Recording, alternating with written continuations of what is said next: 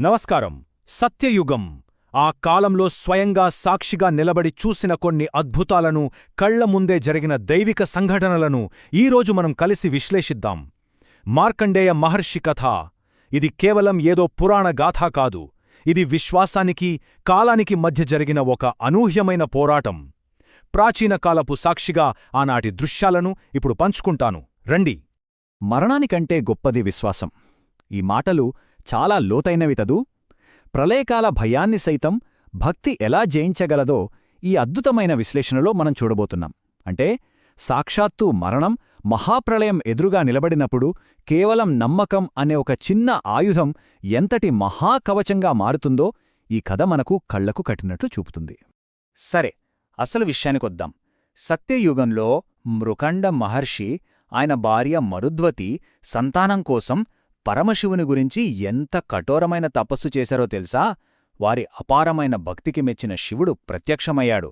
కాని అక్కడొక ఊహించని ధర్మసంకటం ఎదురైంది. ఆయన వారి ముందు చాలా కఠినమైన ఎంపికనించాడు.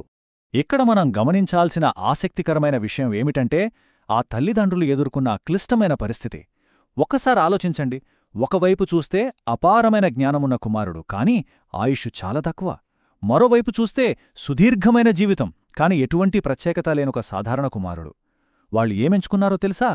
వాళ్ళు ఎంతో ధైర్యంగా జ్ఞానమార్గాన్నే ఎంచుకున్నారు. అలా ఆ ప్రాచీన లోకంలోకి అపారమైన మేధావి మన మార్కండేయుడు జన్మించాడు. మార్కండేయుడి బాల్యం గురించి ఎంత చెప్పినా తక్కువే. వాళ్ళు ఎంచుకున్న ఆ మార్గం ప్రకారం బాలుడి ముఖంలో ఎప్పుడూ ఒక దైవికమైన ప్రశాంతత ఉట్టిపడేది. చిన్న వయసులోనే గురువుల దగ్గర సకల వేదాలను, శాస్త్రాలను అవలీలగా నేర్చేసుకున్నాడు. అసలు రాత్రిపగలు అనే తేడా లేకుండా ఓం నమఃశివాయ అనే మంత్రాన్ని నిరంతరం జపిస్తూనే ఉండేవాడు.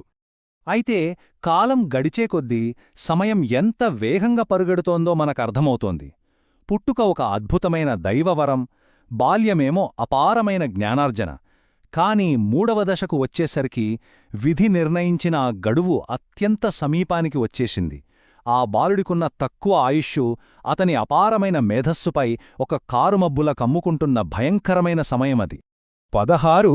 అవును, 16 ఈ సంఖ్య ఒక మానవ జీవితపు సంక్షిప్తతను మన మనసులో ఎంత బలంగా నాటుతోంది కదా.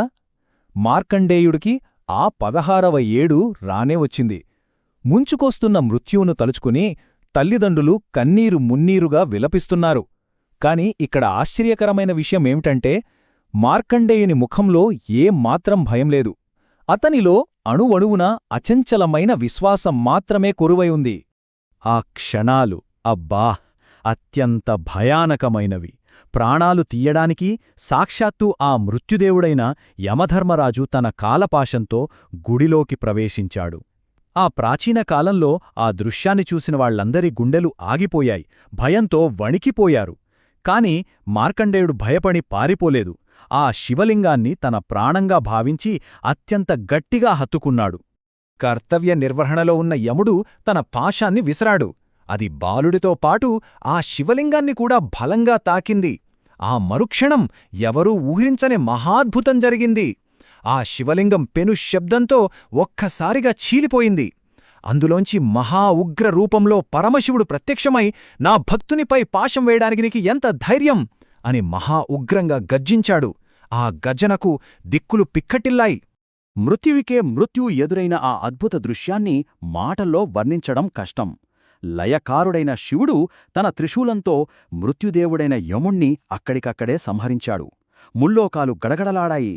దేవతలందరూ భయకంపితలై మహాదేవుని శాంతించమని వేడుకున్నారు. సృష్టిధర్మం ఆగిపోకూడదని వాళ్లు చేసిన ప్రార్థనలకు కరిగి చివరికి శివుడు తిరిగి యమునికి ప్రాణదానం చేశాడు. ఇక్కడే మనం అసలు విషయం గ్రహించాలి.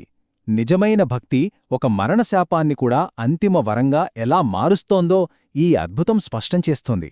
శివుడు మార్కండేయునికి కేవలం ప్రాణదానం మాత్రమే చేయలేదు సుమా, మరణం లేని చిరంజీవిత్వాన్ని, అలాగే ఈ లోకాన్ని ఉద్ధరించగలిగే మహాజ్ఞానాన్ని వరాలుగా ప్రసాదించాడు. చూశారా? ఏకాగ్రతతో కూడిన భక్తితో విధిని సైతం మార్చవచ్చని ఇది నిరూపించింది. సరే, ఇక్కడి నుండి సత్యయుగంలో జరిగిన మరో అద్భుత ఘట్టానికి వెళ్దాం. అమరుడైన మార్కండేయ మహర్షికి ఒకసారి శ్రీ మహావిష్ణువు యొక్క మాయాశక్తిని అర్థం చేసుకోవాలని ఒక బలమైన ఆశ కలిగింది. ఆ కోరిక వలనే ఆయనకు మహాప్రళయ దర్శనం కలిగింది. ఒక ప్రాచీన సాక్షిగా చెబుతున్నాను, ఆ విశ్వరూప దృశ్యం ఎంత ఆశ్చర్యకరంగా ఉందో మాటల్లో చెప్పడం నిజంగా అసాధ్యం. అకస్మాత్తుగా ప్రపంచమంతా ఒక మహాసముద్రంలో మునిగిపోయింది. అంతులేని, చెవులు చిల్లులు పడేంత హోరుతో కూడిన ప్రళయ జలాలు. ఎటు చూసినా నాశనం, ఎటు చూసినా జలప్రళయం. ఆ భయంకరమైన చీకటి సముద్రం మధ్యలో కేవలం ఒక చిన్న వటవృక్షపు ఆకు తేలుతూ కనిపించింది. ఆ దృశ్యం ఆ మహావినాశనంలో ఒక చిన్న ఆశలాంటిది. ఆ భయంకరమైన వాతావరణంలో దొరికిన అద్భుతమైన శాంతిని ఇక్కడొక్కసారి గమనించండి. ఆ చిన్న ఆకుపై ఒక దివ్యమైన, చిరునవ్వులు చిందిస్తున్న శిశువు, సాక్షాత్తు ఆ శ్రీ మహావిష్ణువు ప్రశాంతంగా విశ్రమిస్తున్నాడు. విశ్వమంతా నాశనమైనా సరే దైవిక ఉనికి శాశ్వతంగా ఉంటుందనే లోతైన సత్యాన్ని, మనకు ఎప్పటికీ తోడుంటుందనే భరోసానో ఆ అద్భుతమైన దర్శనం మార్కండేయునికి నేర్పింది. సో ఇదంతా చూశాక మనకర్థమయ్యేదేమిటి? యముని ఆగ్రహం ఎదురైనప్పుడు శివలింగాన్ని గట్టిగా పట్టుకున్నా, లేదా మహాప్రళయంలో భయంకరమైన జలప్రవాహాల మధ్య ఒంటరిగా ఉన్నా మార్కండేయుని కాపాడింది అతని అచంచలమైన భక్తే.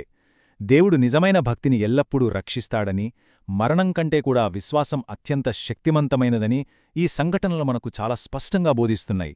జ్ఞానం, వినయం మాత్రమే మనకు నిజమైన బలాన్నిస్తాయి. ఈ అద్భుతమైన విశ్లేషణను ముగించే ముందు మనమందరం ఒక్కసారి లోతుగా ఆలోచిద్దాం. జీవితంలో కష్టాలనే ప్రళయ జలాలు ఉప్పొంగి మన చుట్టూ ఉన్నదంతా మునిగిపోతున్నప్పుడు ఆ భయంకరమైన తుఫానులో మనుగడకు నిజమైన ఆధారం ఏమవుతుంది? మనల్ని ఏది కాపాడుతుంది? ఆ ఆసర కోసం అన్వేషించడమే ఈ కథ నేర్పే అతిపెద్ద పాఠం. ఈ ప్రయాణాన్ని ఇంతతో ముగిస్తూ ఈ ప్రశ్నకు సమాధానాన్ని వెతికే ప్రయాణాన్ని మనం ఎప్పటికీ కొనసాగిద్దాం.